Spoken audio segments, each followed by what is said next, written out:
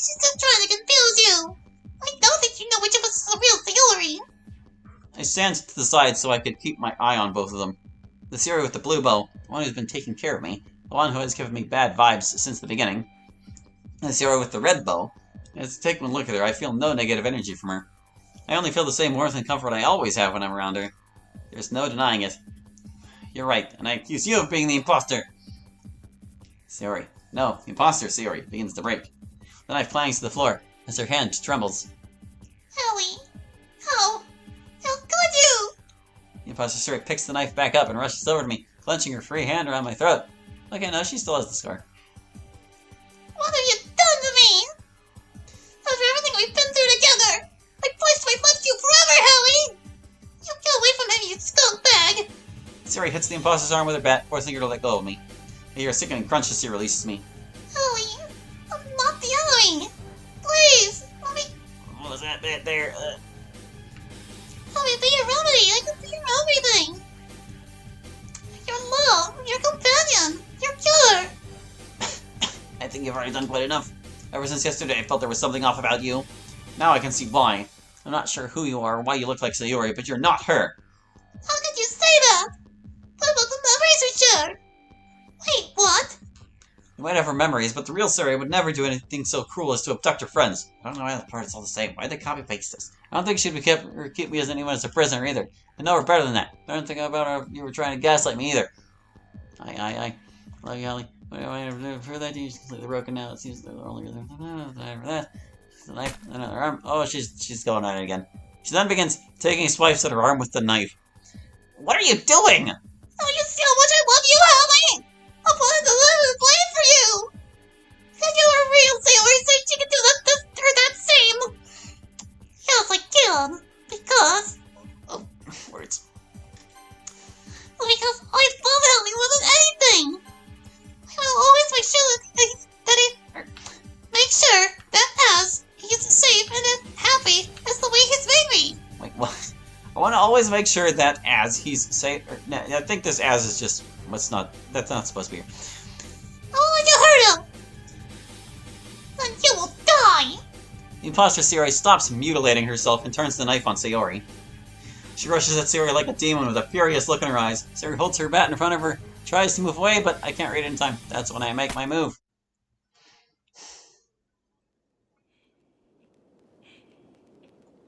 What happened there? Hold on. Yeah, she rushes at Sayori like a demon with a furious look in her eyes. Sayori holds her bat out in front of her and tries to move away, but she isn't fast enough. That's when I make my move. What? No! I look down at myself. The knife was plunged deep into my chest, right around where my lungs are.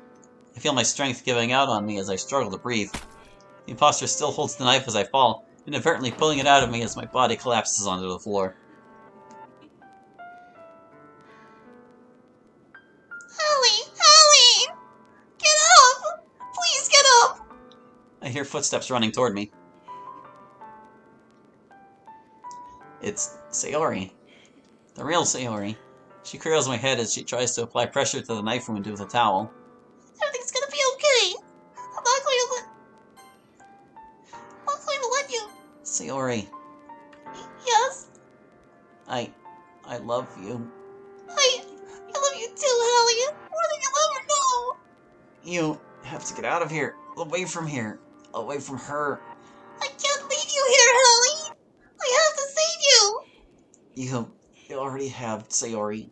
More times than you'll ever know. Now save yourself from this psychopath. No.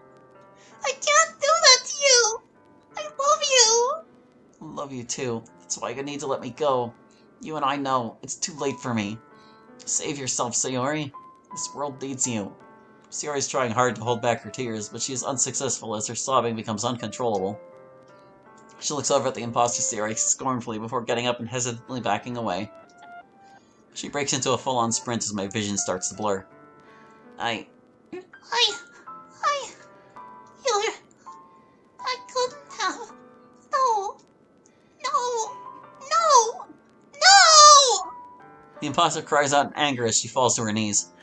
With the knife still in her good hand, I see her bring it to her neck. As I feel myself fade, I hear her let out a cry of anguish.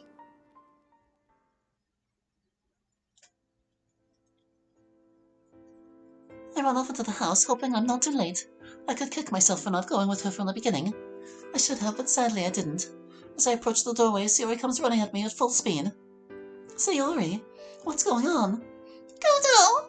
Hallie! Sayori drops her pad as she begins to sob uncontrollably. I pull her into my arms and hold onto her tightly. I can only guess what she's trying to say. Something so painful she can't even bring herself to say it. Sayori, go back to the house. I need to find out what happened to this imposter as well. Okay.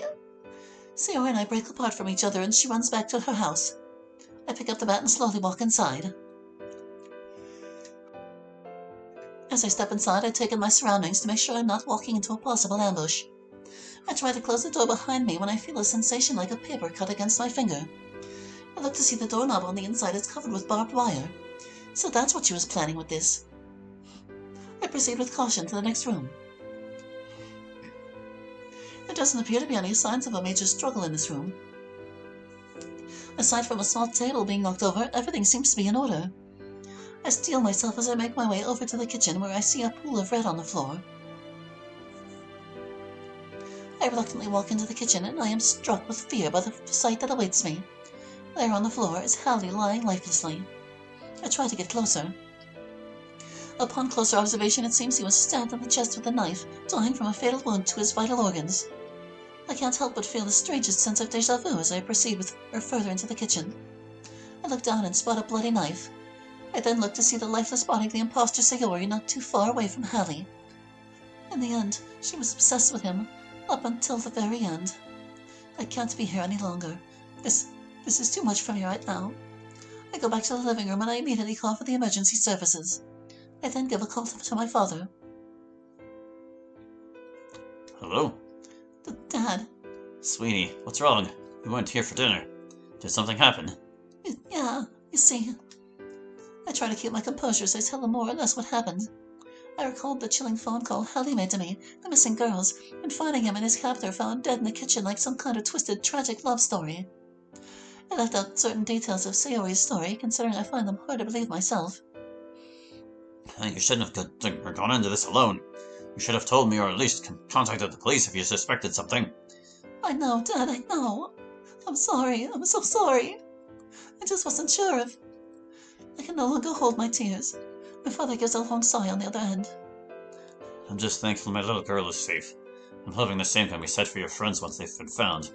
Stay where you are. I'll be there shortly to pick you up and Mio. Understood. The call ends and I practically fall onto the sofa. I hear footsteps approaching. I look to see Sayori and the rest of the Literature Club girls, all with tears in their eyes. I get up from the sofa and go up to them. Tears in my eyes, I shake my head and signal for them to not go to the kitchen.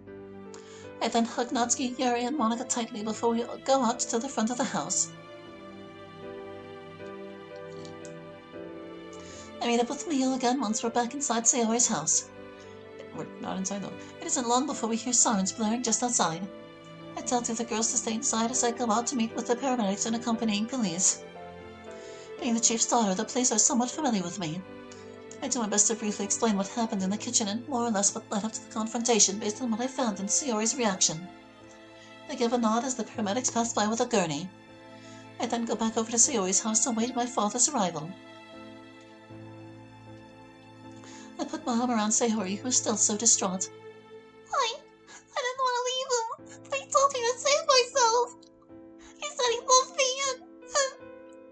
He wanted you to live, Sayori. I should have done something!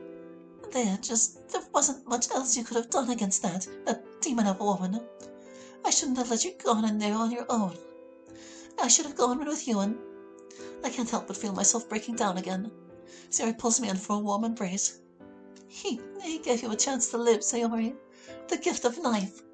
I think that's the best gift anyone could give someone they love. I just wish we could be right beside me, so I could tell him how much I loved him. I think he already knew deep down. You said the last thing he told you was that you already saved him, right? Yeah. What does that mean, though?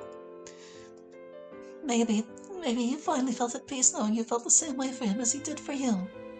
I wouldn't exactly call it saving him, but at the very least he was at peace. He can rest now without any regrets thanks to you. Koto, what should we do now? My father should be coming soon. He said he was willing to take me and Mio home. Maybe he can take the rest of you all home as well. After this bizarre experience, I think I'd feel safer that way. Yes, I agree with you wholeheartedly, Natsuki. Sayori, are you going to be okay? I can stay over if you'd like. Look, I don't want to. It's no trouble at all, Sayori. We're all here for you. Besides, Hallie was our friend as well. Considering you two grew up together, Oh, I can't imagine the pain you feel. the anguish of losing a childhood friend and a very first love. I can't fathom how painful it must be. I'm so sorry, Sayori. As am I. Me too. Thank you all. You know what? If you can stay up for Monica, I'd appreciate that. Of course, Sayori. Thank you both, Mio and Koto. It's no problem at all.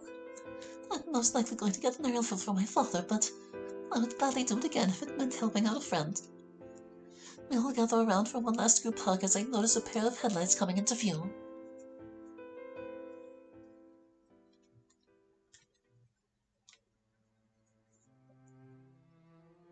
So, it would seem this puppet was partially successful, if only just by a slim margin. Perhaps she is not as much of a worthless creation as I initially thought her to be, but her demise is rather disappointing. In the end, it was the emotions of the young woman that did her in. Specifically, it was love that was her undoing. I shall treat this as a learning experience. Should I create another dark doppelganger, it would be wise to be mindful of how much I amplify their emotions, as well as which emotions I tamper with. Bad ending. Courtroom of a Crimson Cape. That's quite a fancy title for that one.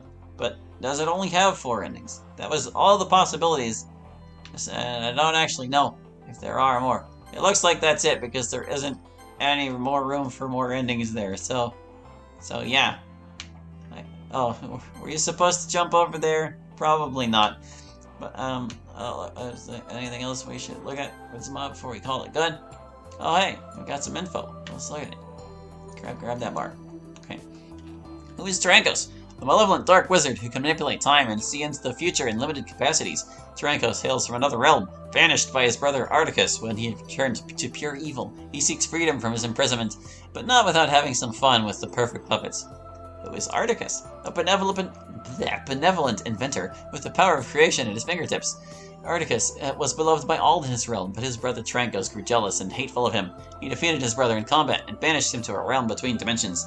Only now does Articus realize the problems this caused.